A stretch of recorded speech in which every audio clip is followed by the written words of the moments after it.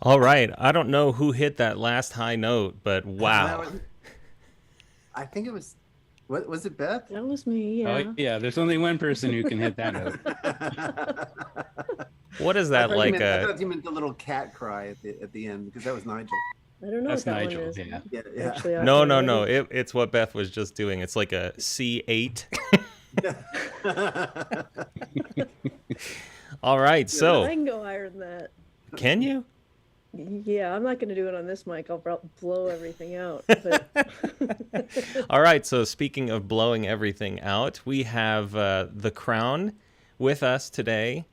We have Lucius Greg Meredith, who is sort of the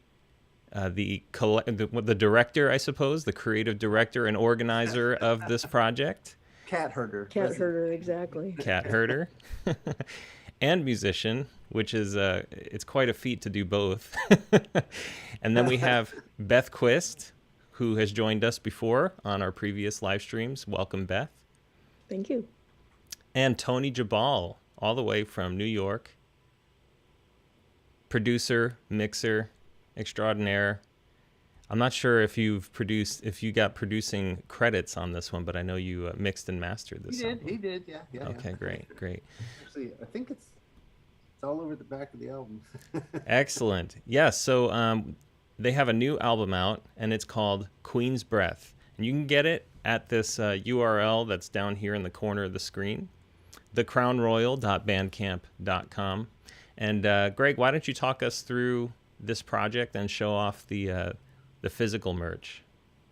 Yeah, so the project actually took a little bit longer than expected because there was this global pandemic in the middle of it. We actually worked on the material for a good solid 2 years before we had tracks from the studio that Tony could really work with. It's our second album together as the Crown, and it involves a lot of new personnel. So the kind of core team has been Ahmad Yousefbeigi and Dennis. Ahmed is on percussion, by the way, and Dennis Staskowski on bass, Beth on vocals, hammer dulcimer, and whatever else she can do, finger snaps, and then myself. And then, but then we brought in Petra Haden, so she appeared on several tracks. We also brought in Amy Denio, who just killed it on saxophone and vocals.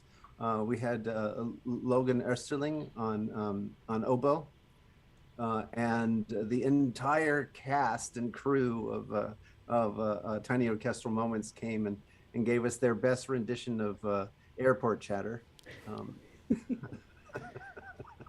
So yeah, it's been a labor of love. As the artwork is phenomenal. The cover photograph is by Mark Colman, who's maybe some people know him, and then the whole album design was Hannah Adams, and then she also did this amazing booklet. I'll just show like one of the images right now, and then maybe in a break I'll go get the booklet. But this is one of the images from the booklet. It's also on the sleeve. There are lots of hidden gems all throughout the design of the physical artwork. For one, if you look at the image for the track "Love Is," there's a curve behind the two lovers.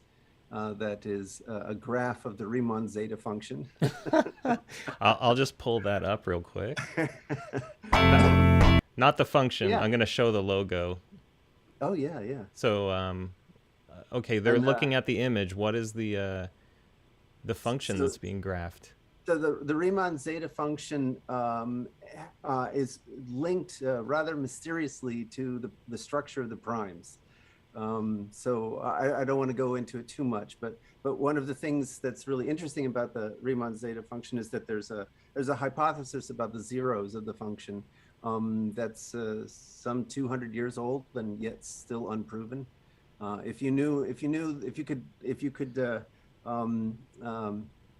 prove that hypothesis, you'd know a lot about the structure of the primes. So Wow.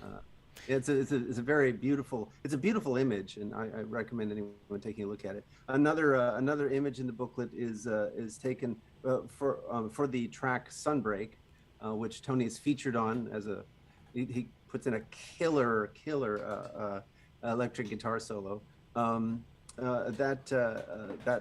image for that is taken from the Recamon sequence. So anyone who's interested in sequences might find that image very compelling.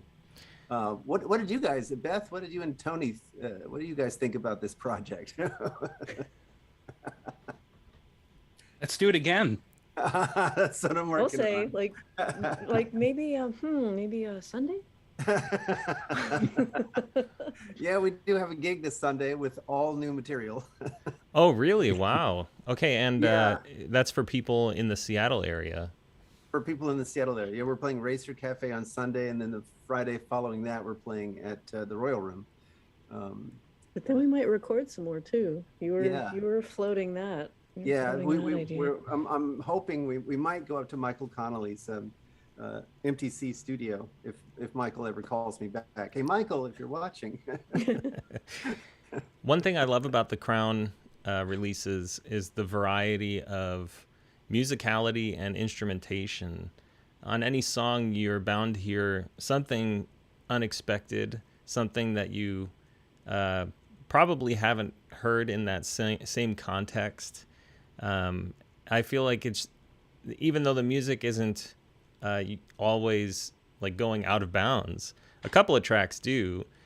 Some of them are fairly just pleasant, jazzy, nice to listen to pieces. And then some of them are a little strange. and I love that. Tony, it would be cool. Good. Yeah, exactly. Tony, it'd be cool to hear, kind of your perspective as the person who mixed the album. What are your thoughts on the instrumentation? It presents challenges. Fortunately, with both albums, we've had fantastic studios to work at. Bear Creek, of course, and then before that, we were at Robert Lang, which is famous for recording Nirvana and things like that, and terrific engineers as well.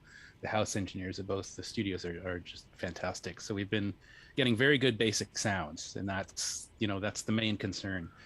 My biggest problem with this group is that I want to include everything because everybody's so wonderful, and we get 4 takes of Beth and Petra doing vocals, and I don't want to lose any of it. So it's a challenge, particularly on the tune Love Is. I kind of threw everything into the mix that was there, and hopefully it doesn't just sound like mush. But you have to carve out a space for each instrument spatially and in the spectrum, and that takes some thought, and sometimes that varies throughout the track. It's a pretty complex mix. But it's wonderful to work with this material. It constantly surprises me, that I get to listen in very great detail to what people are doing, and what a wonderful group of musicians. Yeah, absolutely. And the song we first heard is called Prince of Rabbits, and I have a little digression here. I bought this collector's book of The Residents. It's called The Sight for Sore Eyes. This book costs $75. There's only 2,000 copies. Everyone is signed and numbered and stuff like that. And before 24 hours were up, my rabbit started eating my collector's item.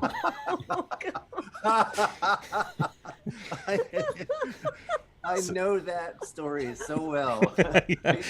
I used to have pet rabbits.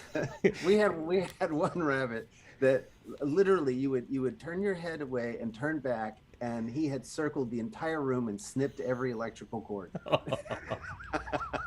He has eaten so many of my cables. I just keep hoping one of them electrocutes him just a little bit. I was going to say, in return, you could eat the rabbit. I know. Kill the rabbit. All right, Beth, I was thinking that we could listen to, I did label a couple of songs. So we've got Sunbreak and Surfing the RF. Which one do you think we should listen to next? And perhaps you could cue it up for us. Oh, that's a tough call. I had so much fun doing them both. And Sunbreak is the one that we found that is the thread out of place on the Navajo rug, where we got the mistakes on the liner notes. And one thing I really loved about Sunbreak is that I was trying to get at this energetic, especially in the sort of the bridge section, and I was trying all these vocals, and it just, I wasn't quite getting it, like it wasn't working. And then Tony comes in, puts this just raging guitar, beautiful guitar work over it, and it just captured the exact like energetic vibration that I was trying to get it with vocals. But it didn't matter about the instrument. It didn't matter if it were a voice or an instrument, but Tony just snagged that one perfectly. And I am playing on hammer dulcimer on that one, even though it's not in the liner notes. Oh, all right. Well, I think you set us up to hear. Sunbreak, but Yeah. listen to Tony's guitar. It's beautiful. All right, we'll listen to Sunbreak. But you did say something about vibrations. And I noticed on the artwork, at least on the digital cover, and it looked like on the inside of the record, Greg, there are the vibrations of salt on a plate. I don't know if you've seen that video, but Yes. is that what all those are? No, those are Chladni patterns, exactly. Exactly. You sprinkle salt or sand on a vibrating metal plate, or any plate for that matter that carries the sound frequency, and you get these patterns. It turns out that luthiers will use the Chladni patterns to kind of tune how they shape the inside of a violin bowl or a guitar back. So for anyone who's not familiar, there are videos on YouTube you can check out where there's like a metal or steel plate, and then somebody hooks an oscillator up to it and vibrates the plate at certain frequencies. And at these frequencies, these visual patterns emerge, and it's fascinating. So check that out. And then we're going to listen to Sunbreak first. So what were those patterns called again, Greg? Chladni patterns. Chladni. Chladni. What's the other word for them? There's another word. Cymatic. Cymatics, yeah. All right, let's check out Sunbreak.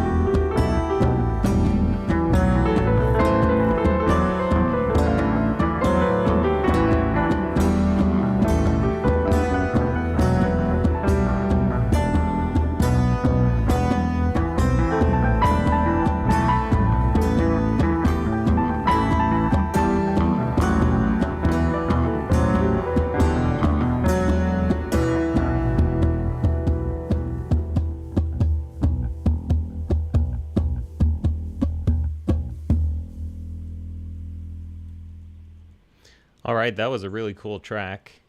While we were listening, somebody, Ana Laura, maybe Ana Laura, asked, "Who did the artwork?" I was about to say that. As I mentioned, Mark Colman did the cover photograph.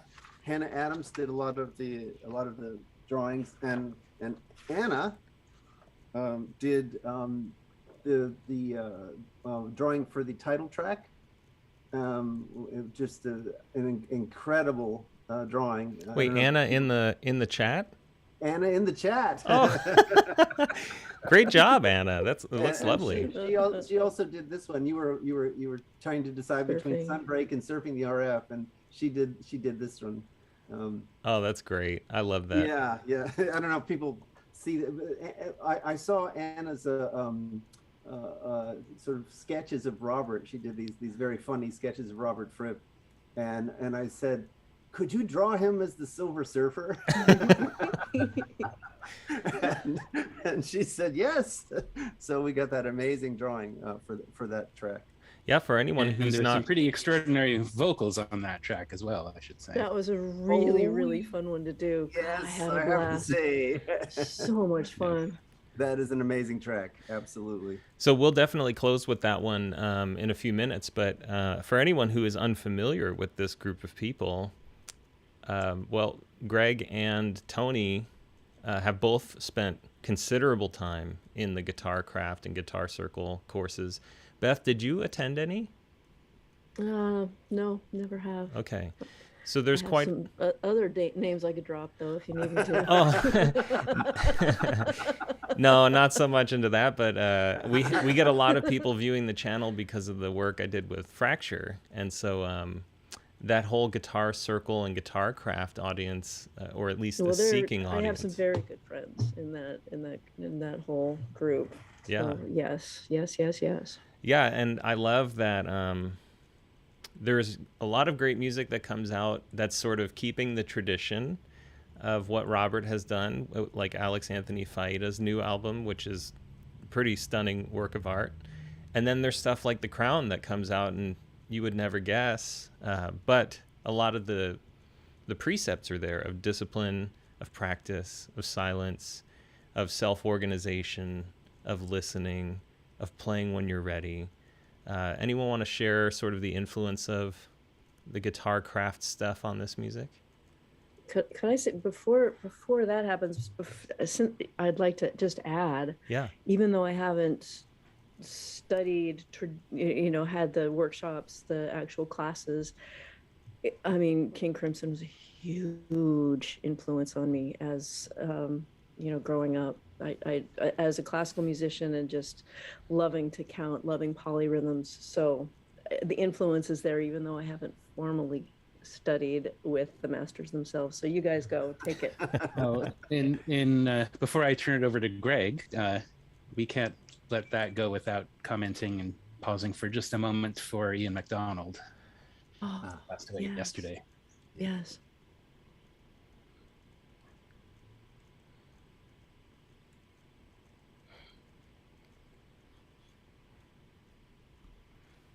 Yeah, he really, obviously the band wouldn't exist without him. And he brought so much to the world through King Crimson and beyond.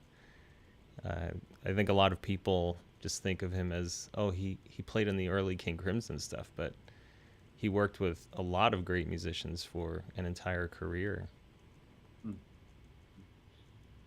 So, Greg, what's the influence of guitar craft on The Crown? Well, I mean, one of the things that I love about working with The Crown is that you can hear everyone listening. I think that's and it shows up especially in our improvisations. When we're really cooking. What is most exciting to me is how palpable the listening is throughout all the music. I think also it very much that When Ready Begin is so much an active principle in in what we do, including when we walk into the studio. And that's something that also showed up when the Tiny Orchestral Moments came to visit us in Bear Creek. Nobody had any idea what we were going to do, including me, and it was. And we did it. And we did it exactly. That's something that's really inspiring about the Crown and the principle of self-organization. I mean, you guys are just putting music together. Sometimes it's highly orchestrated and sometimes it just happens. I imagine this weekend there's probably going to be some of both for a new piece or a new release. But yeah, this album is called Queen's Breath. It's fantastic. They have a previous album. Oh man, Path of Totality. That's right, The Path of Totality. It's hard to remember the titles because so many of your pieces each individually have a cover. So I'm such a visual, like I look at all the covers, and in iTunes when I loaded it, I'm like, is this the right album? But yeah, check out the crownroyal.bandcamp.com. They have several releases, but the two albums are Queen's Breath and The Path of Totality. And between those two releases, all of the other songs are covered. So if you buy those albums on Bandcamp, you get all of the songs that they've also released as singles. Of course, you can support the band as well by purchasing the singles or throwing in some extra change, or you can purchase the deluxe vinyl package for $125, which is it looks like a really beautiful physical piece of merchandise that any art collector is going to enjoy. All right, so just remember, we have to support independent music for it to continue to exist. And the Crown is an independent music outfit. So I just want to remind people, please do purchase music. There is a digital copy. I think it's $10 or $12. And then there's the physical copy. Greg, Tony, Beth, any closing thoughts before we check out Surfing the RF? I just wanted to say that along with the tremendous musical abilities and sensitivity of the artists on the album, I'm also so grateful and astonished by their generosity towards each other and towards me. It's easy for me to suggest ideas and people will try them. Everybody's game to do anything in this group, which is just such a wonderful quality. Absolutely. I can echo that. I'll echo that. And just as humans in general, it's just been great working with everyone and all those cats. Yeah, it's such a rare honor and privilege to work with everyone. It's one of the things that keeps me energized is the Crown rehearsals and the Crown gigs and the Crown recording sessions. It brings a special quality to my life that is irreplaceable. And with that said, I'm imagining this room behind you, Greg, is going to be full of people playing many of those instruments that are on stands or just sitting there alone. Is that the case? Absolutely. You can see my instruments right behind him. There they are. Keyboards and hammer dulcimer. The hammer dulcimer. Yeah, he's up there. I'm down here. Yeah, so anyone who's in the Seattle area, check out the show this weekend. Greg, you want to reiterate the details? Yeah, so Razor Cafe on Sunday. I think the doors open at 6:30, if I remember correctly, and then the Friday following. So it's Friday the 18th of February, 4 days after Valentine's Day. You can catch us at the Royal Room. Excellent. I will mention that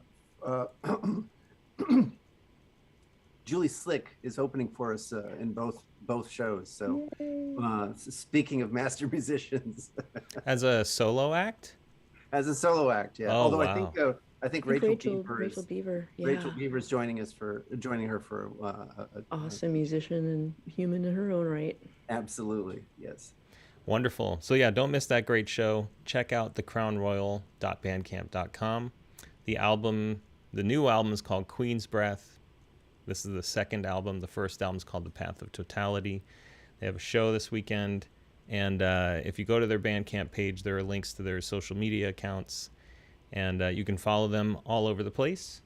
So with that, let's close with Surfing the RF, which perhaps is an ode or a tribute or something to Robert Fripp. But it's at least a reference to him. Indeed. Oh, yes.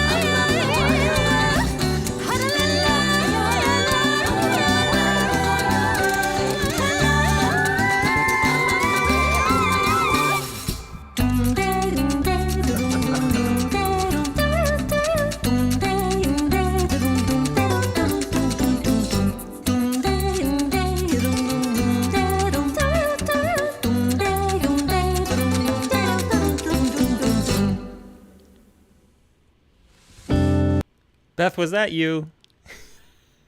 That high note? Yeah. Oh my goodness. I can still do it. That's incredible. Wow, that was super cool. All right, I haven't ended the stream just because I wanted to ask that question. What a range. What a range. That's super cool. I feel very lucky. I don't take that for granted. It's anatomy. All right, thanks everyone. Thank See you you in the all. next stream. Thank you, Anthony. Okay. Thanks, everybody. Ciao, ciao. Thanks.